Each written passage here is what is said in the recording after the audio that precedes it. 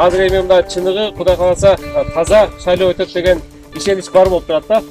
Ошол ишеничтер болгон үчүн анан ушул жылы көптөгөн партиялардын ичинен мага бир 4-5 партиядан да сунуш түштү эле.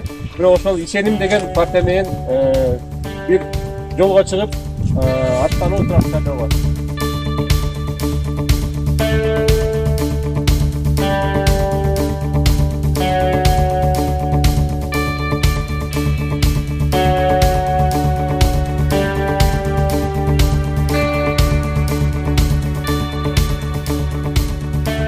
Ачык эле сөз, бул эл шайлоодон жадап турганда кези да.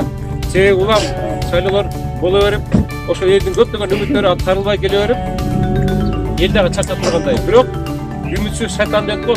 Ошон үчүн биздин жакшы каалоо, жакшы тилектерибиз болсо, келечегибизди ойлосок, ошол 5 жылда бир келе турган элдин колуна түшө турган өзүнүн бир шайлоо укугунан пайдаланып, кайта эле сиздер